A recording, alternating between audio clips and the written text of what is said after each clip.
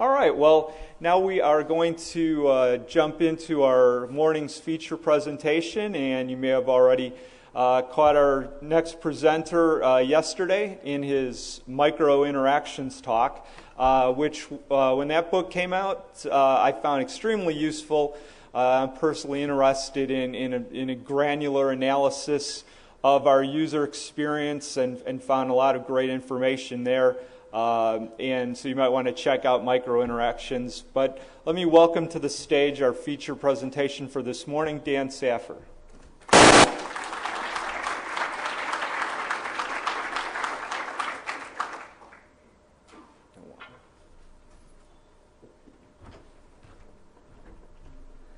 Thank you, Joe.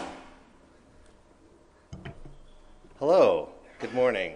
Thank you for making your way here this morning to hear this talk on practical creativity. So who here, show of hands, feels that they are the most creative that they could possibly be?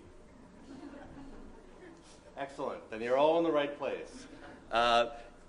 This talk is really about how you can be more creative in your day-to-day life, in your day-to-day work. It's my birthday in 2 weeks. I'll be 45, and I have 45 minutes here to tell you everything that I've learned about creativity in those 45 minutes. But first, I have to tell you a little bit about me. This was me, 1972. As a little boy, I was told that I liked to take different parts of different board games and make up my own games. In my 20s, I ran I started to work as a professional designer, started to learn web design, wrote 3 novels, all of which were unpublished, thankfully so. And then in my 30s, I wrote more books, and this time these actually became published. And I went to graduate school, became a professional designer. And then in my 40s, I wrote 2 more books. And now my title is creative director. I actually direct creativity. Creative is right there in my title. But I'll tell you, I had to tell you a secret. You know, for many years, I've never thought of myself as a creative person, despite that long laundry list of things that I did. And some of that was just the word creative. When I worked at .com agencies in the 90s, there was the creative department, and there were creatives. And I always hated that. I just thought, ugh, like, creative shouldn't be this noun. It should actually be, it should be a verb, to be creative, or an adjective, like, oh, that's a really creative solution. And creative, I think, can also be very marginalizing in that you're like, she's creative, meaning, not serious or unimportant. And when I also thought about creativity, I thought about like this dude, like South African poet Lesigo Rampolokeg. And I see that and I'm like, wow, I don't ever feel that creative. I don't, being creative just to me almost never feels like this guy, right? I feel, and when I start to think about creativity, I start to think about geniuses like, Virginia Woolf or Toni Morrison or the Beatles or Einstein or Shakespeare. All these people that are impossible to really start to emulate because they just exist on a totally different plane. In 2008, I had probably what was my most kind of creative year. I started a conference, I started a design studio, I wrote a book, I had all these different professional design projects going on. I had all these speaking engagements. But then 3 years later, it all went away. 3 years later, in 2011, I was done. I lost everything. My job was gone. I was broke. My books weren't selling. Nobody was asking me to come give talks like this. I was doing really terrible work for really terrible companies on really terrible products. And even worse, I was doing it badly. And I frankly, I just didn't know whether I was going to ever be creative again. whether I had it in me to really be creative again. I was completely burnt out. So I had to start thinking about creativity and what it meant to me. And for most of my life, and maybe for most of you in your lives, I take a pretty haphazard approach to my own creativity. You know, I had been mostly successful in it, but for long periods, I'd had creative block and had things like in 2011 when I just couldn't do anything. And I had professional goals that I just couldn't meet. So I had to start thinking about what I could do to reframe creativity for myself, how to really rethink it and kind of reboot my own creative process. So then the first thing I did have to do was think about what creativity is and how to frame it in my mind. And then I started to think about what are the components of any great creative output. And that's where I came up with the grappling hook idea. And then I said, well, you know, what's going to help me in my everyday life be more creative? And that was how I started to build my own creative habits. And then at the end of it, I was like, well, what am I going to do when I don't succeed, when I fail, or when I get stuck? And so these are the kind of the four areas that I'm going to talk about this morning. So the first thing I had to do was stop thinking about creativity like this guy and start thinking about it more like this guy. This is Michael Beirut. He is a partner at the design firm Pentagram. And a couple years ago, he wrote an article about his own creative process. And in the article, there was a paragraph that stopped me dead. And here's what it is. He said, you know, I don't think design involves that much creativity. And I was like, whoa, what do you mean? Like, the whole thing is about creativity. But then he went on, you know, so he said, you know, I think it involves creativity the way that doing a crossword puzzle involves creativity. And I'm like, okay, I get that there's already things out there that need to be filled in. And that it involves imagination and knowledge. And that artists have a harder time because there is no crossword puzzle out there. But as designers, there's stuff out there that we can invent stuff out of nothing. But there's other things that we can bounce our imagination and knowledge off of. So this let me think, okay, there's a different kind of creativity. It's a more practical creativity. And it's built out of these two things, imagination and knowledge. And it also has to do with constraints. So now I think creativity really only happens when you're bouncing off constraints. What you can't do is often more important than what you can do in triggering our imagination and knowledge to solve the problem. Now, where I think practical creativity varies from regular creativity is this idea of outside constraints. That when you're making a piece of art, the constraints come from inside. You know, oh, I'm going to write a science fiction novel, and it's going to have these characters, and it's going to be in this genre, et cetera, et cetera. Whereas with a lot of the work that we do, all those constraints of budget, of deadlines, of technology, of money, all that stuff is coming from the outside that we have to deal with. The other thing that I think involves the kind of work we do, the kind of practical creativity we do, is time. You know, practical creativity is usually on a deadline. You usually have to get a project out the door. And I think this is both a good and a bad thing. It's a good thing, of course, in that it really focuses your mind and it forces you to make choices. It's a bad thing in that sometimes you have to make choices before you're ready, and you can make these wrong choices too early. And the one thing I want to say is that, you know, if you want to be more creative, generally, if you spend more time with a problem, the more creative you're going to be. The most creative ideas take a long time to percolate. Sometimes they take decades to percolate.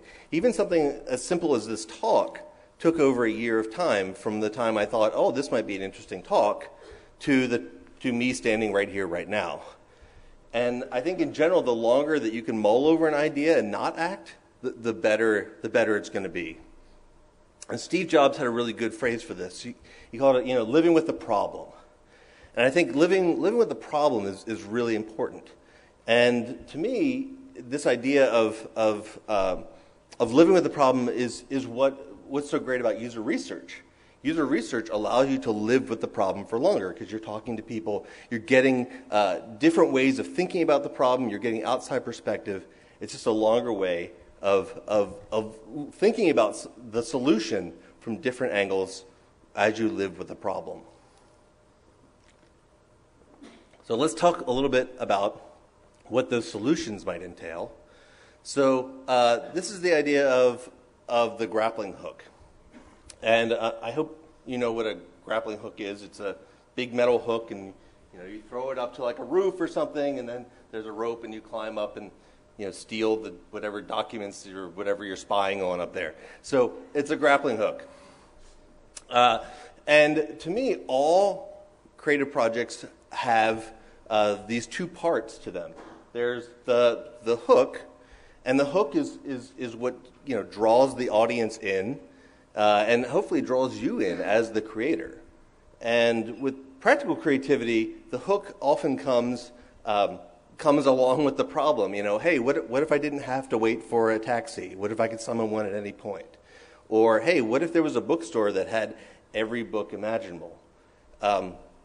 And I think that these hooks they come from a really intuitive place, and musicians are really know a lot about hooks. I mean, that's hooks and licks and that kind of stuff, right? I worked a long time on that imitation.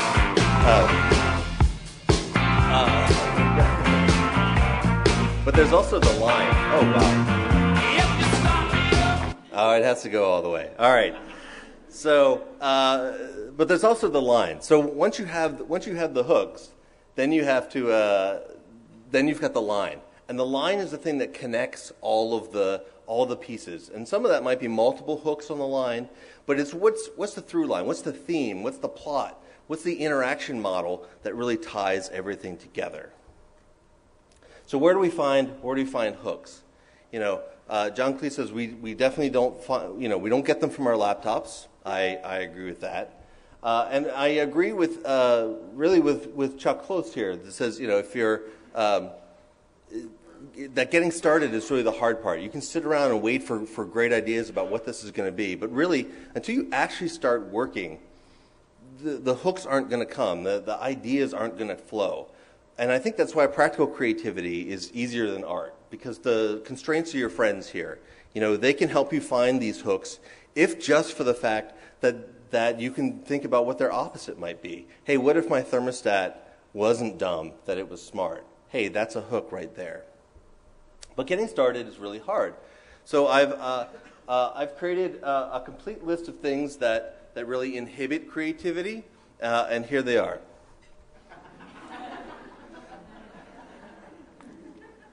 Almost everything that you do will distract you from being creative. Mundane tasks like cleaning your house or washing the dishes or checking email or Twitter or Facebook or your RSS feed or that podcast about the teenagers who one might have killed each other. All that stuff, all of it seems easier and more enjoyable than actually getting down and doing the creative work. I mean, instead of doing this presentation, I read, the top 25 sitcom episodes of all time. Why? Because it's so much easier. It's hard to get started. Here's a super depressing statistic. Researchers have found that 90% of what you do every day is habit. You get up, you go, you eat breakfast, you brush your teeth, you go to work, you have your cup of coffee, et cetera, et cetera. It's all habit. So if you want to do something different, you've got to break out of that routine. You have to do different things. And to have a real creative life, I think you need to break out of that routine and build another separate kind of creative routine. You have to do something different. And that's where building the creative habit comes from. So if you ask me, what's the one thing that you can do to be more creative? The one word answer is prepare. Not only just preparing right before you start to do something creative, but also this kind of long-term preparation, where in order to be creative at a moment's notice, you've got to have these really good habits that built up, and you have to have enough imagination and knowledge in order to draw upon that moment as well. So here's some of the things that I put together as part of my creative habit, and I think that they're things that should be part of almost everyone's creative habit. The first is pretty obvious. You need to block out time for creativity. You can't expect projects to just happen. You've got to make time for them. And it's always better to have a consistent time in a small block every day than to wait for some mythical big block of time at some point in the future. That almost never seems to show up, does it? And for me, this is how I write books. I write, a small paragraph every morning from 6 to 8 in the morning. That little chunk of time slowly adds up to a book. And it's super important to figure out what is your most creative time during the day. For some people, it's early in the morning. For some people, it's very late at night. For some people, it's around noon. Almost none of us, it's the afternoon, which is usually the time where most of our project work somehow always seems to get scheduled. And it's only usually about 90 minutes to 3 hours block of time. That's about it. That's about all most people can do every day, thinking very creatively. And what you want to do is never, ever schedule non-creative work during that creative time. You don't want to waste your creative peak doing things like email or Facebook or those kinds of things. You got to use your time a lot more wisely. And then, schedule it. And this is difficult, obviously, in businesses where sometimes our schedules aren't our own. But trying to block out that time, I think, is really important. And when you get to that time, you need to get yourself into a creative state. It's hard to switch from nothing to creative, and especially when you don't really feel like being in one, which is for most of us often. And I think this is where ritual really comes in. And the dancer choreographer TWYLA THARP had a really great thing. She's like, ritual prevents you from chickening out. It prevents you from saying, it's just easier to do this other thing, or I'm just going to give up. If you have this creative ritual, it actually kickstarts. Now, TWYLA's creative ritual is getting up at 4 a.m. and going to the gym and then coming back and doing all these elaborate things. My ritual is making a cup of tea. Very straightforward. I can do it in a number of different situations. For some people, it's listening to a particular kind of music. It's something that triggers you to get you into a creative state. Like, okay, this is what I do right before I do my creative work. Keeping a list of big questions. So this is a trick I picked up from a guy named Todd Henry, and it's very easy when you're living in a very kind of fragmented world to start to forget kind of what you should be thinking and working on. And in some cases, it's simply easier to make these big questions so that your subconscious is working on them, even when you're not. And if you phrase it in the form of a question, your mind doesn't like unanswered questions. So it's still working on it, even when you're doing lots of other things. So just for an example, let's say you're making an app for scheduling TV shows. So maybe if you have, what's the future of television? Maybe that's a big question that you kind of write down and pin up and put somewhere that you can see. And to me, keeping your brain on this kind of low simmer allows for serendipity. As I find this always happens when I'm working on something, I'll come across other things like, this relates to that, or this ties into that, or hey, someone just said something, and stuff sort of magically appears, and I find that's a really amazing thing. But the problem with that is that we tend to lose and forget all that stuff. I'm gonna hate to tell you this, but your brain, not very good. We tend to forget things. You're not going to remember that great idea that you had yesterday. You're not going to remember that article that you read a couple days ago. You're not going to remember this talk even a little bit from now. And for that, you need some kind of external way of remembering, and that's kind of where notebooks come in. And these can be digital notebooks, they can be physical notebooks. I personally have not one, not two, but 5 notebooks. 3 of them are physical, and 2 are digital. I don't recommend having 5 notebooks, but for me, like one is for a to-do list, one is for work, one is for personal, and then I've got these 2 digital ones where I collect everything that I kind of read online and put it into this kind of place where I can build knowledge. And the whole point of these notebooks is that so you don't lose hooks. So when you find a hook, when you get a hook, it's like, oh man, I can just jot that down. Here it is. It's great. One final plea from me about notebooks: don't be precious or pretentious about the notebooks. I mean, please, gag. It's, we've seen those people with their fancy notebooks in coffee shops. Don't be that person. This is Darwin's thinking path. So Darwin, when he was working on his books at Down House, would walk along this path, and it frees the mind, and movement really helps the body relax and lets your subconscious work.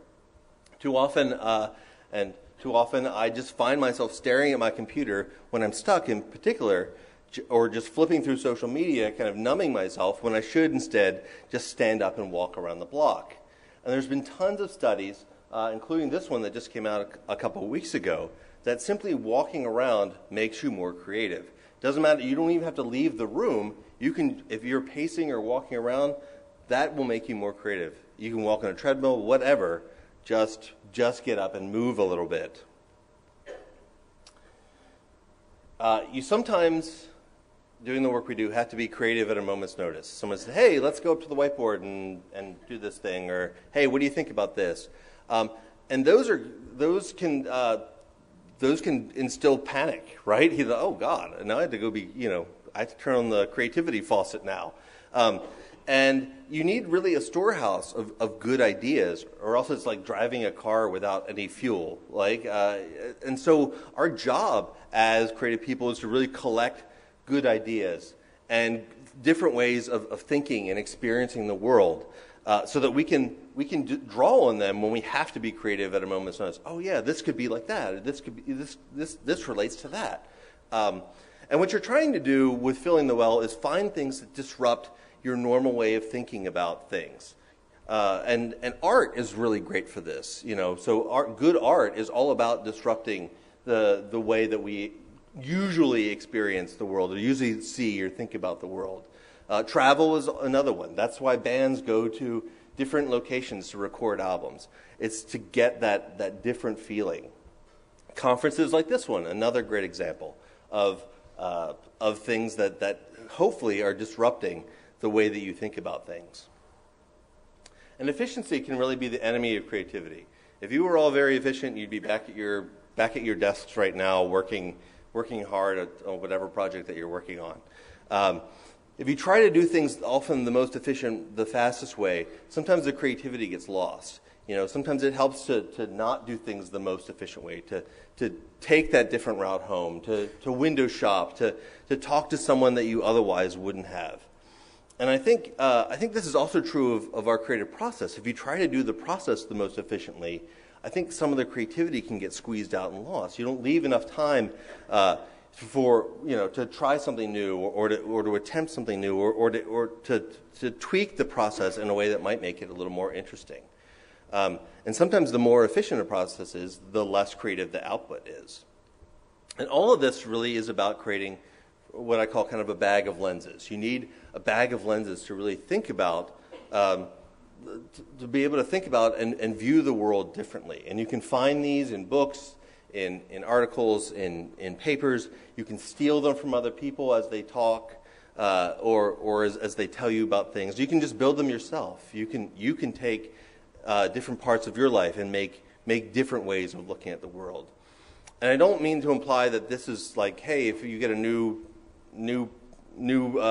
product, that you should go out and look and see how everyone else has solved a similar problem. Although I think that's valuable, but to a point that's going to be limiting, because you're going to say, oh, this is a solved problem. Everyone's done it this way. Absolutely look around, but definitely not too much. You're going to want to strive to be better, and by being better, you're going to be different. Turning off the stream. So who here ever finds himself going from Facebook to Twitter to email to RSS, back to Facebook to Twitter to email to RSS? Yes, yes. When I catch myself doing that, I know that it's time to turn everything off and shut down, take a walk. Being bored, staring off into space is totally fine. I mean, you need some time to allow your mind to wander and to let these ideas in. And certainly one easy way to do this, next time that you're waiting in line somewhere, like at lunch today, don't just pull out your phone. Just stand there. Just deal with it. And this is really hard. There's a 2011 UVA study that's, people found it really unpleasant just to be alone in a room with nothing but their thoughts for 6 minutes. Moreover, there was another experiment where people who were left alone started to administer themselves electric shocks so that they wouldn't actually have to think about stuff. They weren't comfortable being introspective at all. And I think the thing is, you need to build an ability really well. to just be yourself and not be doing something. That's what the phones are taking away. Yes. Is the ability to just sit there, like this. That's being a person, right? Yes. No one can. You gotta check, because underneath everything in your life, there's that thing, that empty, forever empty. You know what I'm talking about? Yes. Yes. Yes, Yes. Yes, Just I know what you're talking that about. knowledge that it's all for nothing and you're alone. It's down there. And sometimes when things clear away, you're not watching it, you're in your car, and you start going, oh, no, here it comes, that I'm alone, like it starts to visit on you. Just the sadness. Yes. Life is tremendously sad just by, being in it. And so you're driving, and then you go, that's why we text and drive. I look around, pretty much 100% of people driving are texting. Yes. And they're killing, everybody's murdering each other with their cars. Yes. But people are willing to risk taking a life and ruining their own because they don't want to be alone for a second. Sometimes it helps to be alone for a longer period. So in the Jewish tradition, Shabbat is the day of rest. It's the seventh day when God rested after creating heavens and the earth. And you really need to rest as well. So Tiffany Shalane here, who's kind of at the forefront of this movement, says, you need time, like once a week, to really reboot yourself, to reboot your mind, your soul. And, I find if you just take like a weekend day or half of a weekend day and just turn off, it gives you a totally different perspective. I mean, I like to do Saturday afternoons to Sunday morning because not much happens then, not much work is going on then. It's easy to turn off then. And then once or twice a year, I like to do a longer session. Sometimes I do a week in the summer and another in the winter while I'm on vacation, so that I just have time to reset and rethink and just be. A way to do that very briefly is to meditate, and I kind of hate using the word meditate. It sounds so San Francisco, and hey, we should be doing yoga and aligning our chakras or something. But for me, this is simply just kind of sitting around quietly for a couple minutes and not doing anything. And I find this is super, super difficult for me. But again, another recent study says, that certain kinds of meditation have these long-term, powerful effects on your creative abilities. That just being able to let your mind drift and then bring it back, drift and bring it back, is really beneficial to coming up with creative ideas. The purpose of all of this, the purpose of actually creating creative practice, is to really heighten sensitivity. We kind of live in a really numbing time where we're just bombarded with information, and stuff is coming at us, and our lives are pretty fragmented, both at home and work. And the idea is to kind of like sandpaper off some of that skin that kind of builds up, that toughness, that thickness, so that you can receive new ideas. And there's a theory that I really like, totally unproven. A lot of people say this theory is crazy, but I like it. That's almost beside the point. The idea is that our brains are the most complicated object that we've ever encountered in the universe, and that our brains are actually radio receivers. They act like radio receivers, in that they're bringing in lots of different information. And if your brain is tuned well enough and sensitive enough, it can pick up all kinds of signals. And some people say, well, this is where kind of psychic ideas come from, and this is why sometimes people can see the future and see the past and those kinds of things. That aside, I mean, I think it's also what a creative practice does. Is it tunes your brain so that you can get signals from the muse. Now, all this sensitivity does come with a price, and there's a Zen proverb that says, "After enlightenment, then laundry." This is the laundry part. When you're very sensitive, you also become sensitive to creativity, to criticism of your creativity, of your creative work. And to me, there's never really been a harder time to be creative, and for one reason: it's just the instant feedback that you get. In the past, when you'd put something out there, you'd have time, you'd have some distance to be able to say, you know what, this thing that I made, it's not me. But now, wow, stuff comes out and people are on Twitter and yelling. I mean, this is the stuff that I've been called just in the last year. And you read some of this, and man, it's painful. It stings when you're a sensitive person. So don't tweet mean things about me. No. So I mean, one of the things that I am able to do and say, hey, you know what, I like to focus on realizing that I have a body of work. Picasso made 10,000 paintings in his lifetime, at least 10,000. So that's one piece of art for every day for 27 years. And we know a handful of them. We know, there's probably 10 or 20 major works out of 10,000 at least. So every chance you come to create is a chance just to build up your body of work. But in doing so, you're going to fail a lot. I mean, even Picasso failed a lot in some of those sketches, and failure sucks. Don't let anyone tell you otherwise. The only people who like to celebrate failure have not had a crippling failure in their lives. Failure can be devastating. If you don't believe me, I'll show you my credit score. It's terrible. I mean, the failures that I had in 2011 are really bad, and celebrating that seems strange. But I think that the point is to really celebrate what you learn from that failure, what you can take away from it, what the learning is. And I think that's the one place around failure that you can really start to gravitate towards. Even if you've done all this stuff to really prepare and be creative and do your creative practice and all those kinds of things, we're still going to get stuck. You're going to get stuck in your as you're doing work. Sometimes a deadline or some kind of writer's block, or you just can't think of an idea. And I'm sure many of you are familiar with this diagram, the Csikszentmihalyi flow diagram, where you're hoping that the skills that you have match the challenge that you're attempting. Now, what no one actually tells you, and if you have too much skill, you're bored, or if the challenge is too high, there's too much anxiety.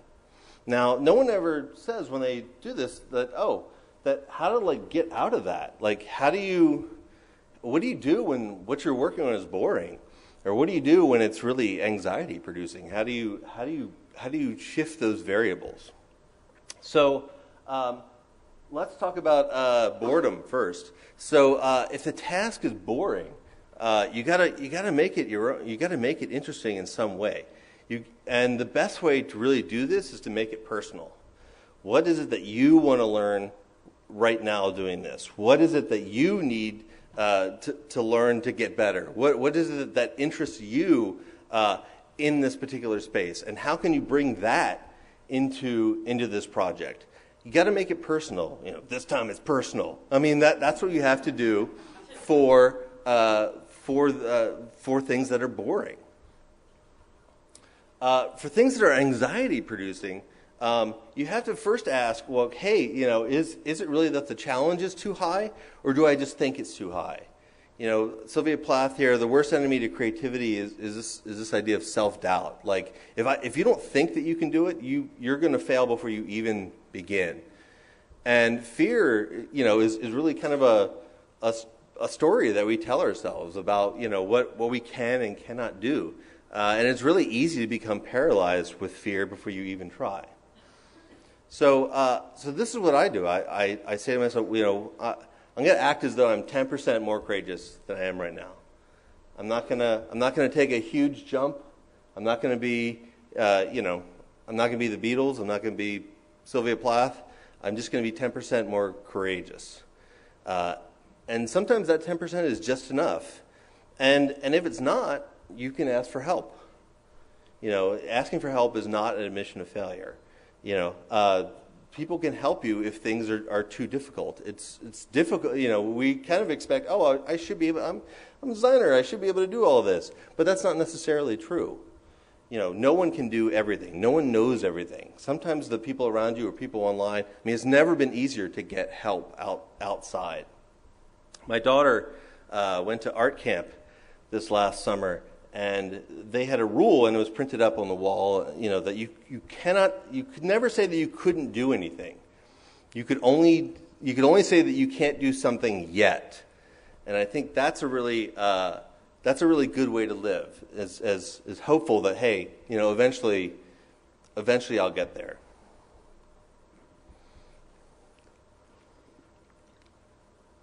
But you're still going to get stuck. And there's two strategies for this. The first is powering through it, and the second is procrastinating. The question is, how do you know what to do when? So the first, let's talk about powering through it. You power through it when you know what needs to be done and how you're going to do it. Usually this is a boredom issue, you know, and you have to think about, again, what's going to make this personal? What's going to make this worthwhile to me? And there's a really great creativity hack here where when you're working on something that takes, you know, more than a day, which almost everything does, that you stop mid-task. And so that the next morning when you pick it back up, or the next time you pick it back up, you know exactly where to begin. And so there's none of this kind of fiddling around, but you pause. And so and during that pause, your subconscious mind has been working on what comes next. So it's a really nice way to kind of power through it. But procrastination kind of has a bad rap. And to me, I think procrastination is actually part of the process.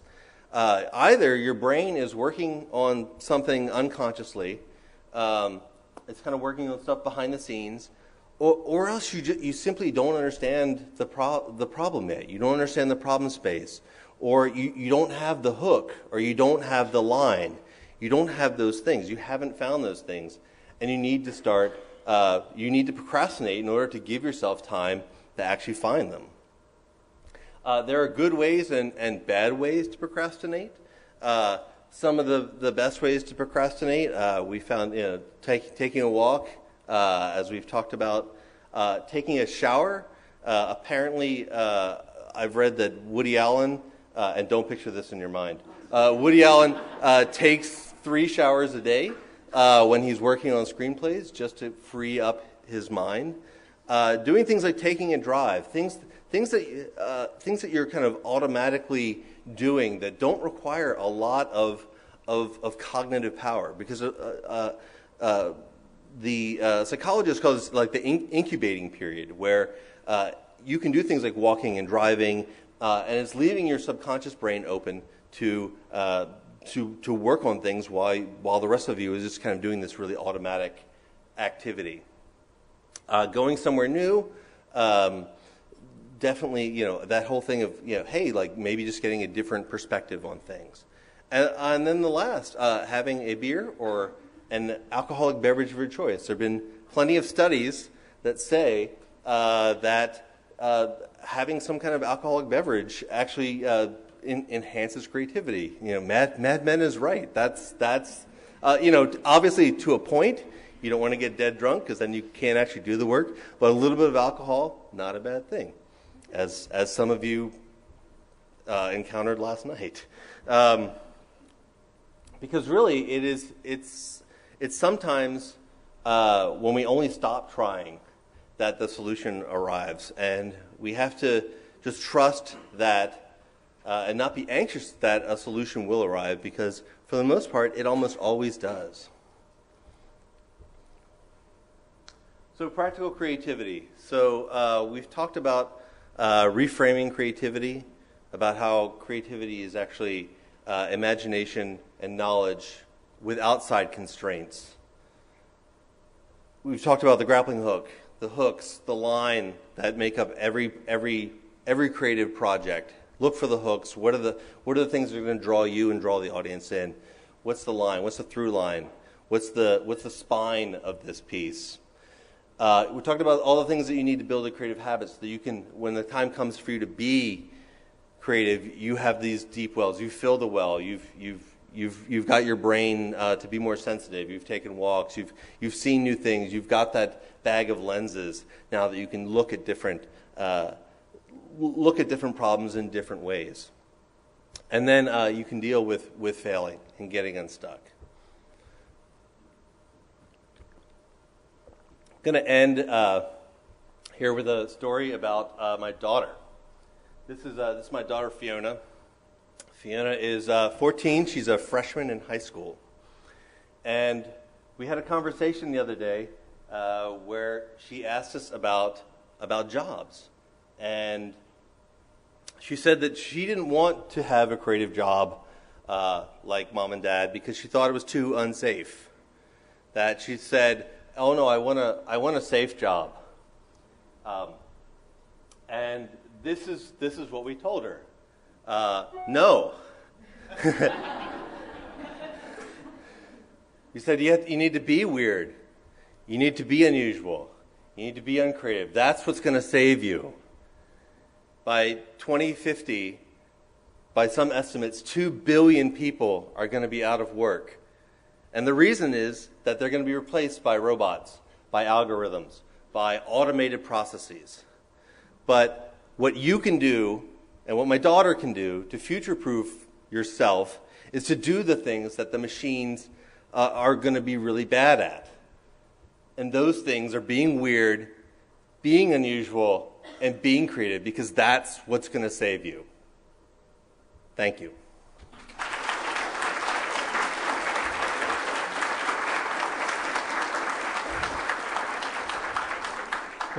We have a few more minutes for questions. Anybody want to ask Dan something? I can bring the microphone over. Let's look for a hand. Anybody? We got one over here. Hold on a moment. Hey, Dan. Thank you. Great talk. Could you expand a little bit more on the difference between the hook and the line with maybe a couple of examples? Sure. So the hook again is like the thing that's going to draw you into a project, or and it may be a problem. Like, wow, I'm having trouble doing this, or I'm having trouble understanding this, or there's all these issues that are not that are out there, or there are things that are like, oh wow, here's a really interesting way to do this, or here's a little moment of delight. So it's all these little things that attract people to a problem and to in our case usually a product. What are the things that are really interesting? And then the line is what takes those little hooks, takes those little ideas, and kind of strings it out so that it's a cohesive product. So if your product is just these little hooks all around, like, oh, you do this, do that. And we've all seen these in a number of really terrible products. Oh, it solves this, it solves that, it solves, and it's kind of really disjointed. But the line is what ties everything together. And in some art, that's things like theme or it's the plot of a novel, or in a lot of our cases in design, it's like what's the interaction model for the app? How do all the pieces fit together and make a coherent product? So and off of that line, you can have other hooks in the same way that you can have a pop song that has different hooks at different points. But that's kind of the hook and line model that I think about. Anybody else? All right, great. Well, let's thank Dan for the presentation. Thank you. Thank you all.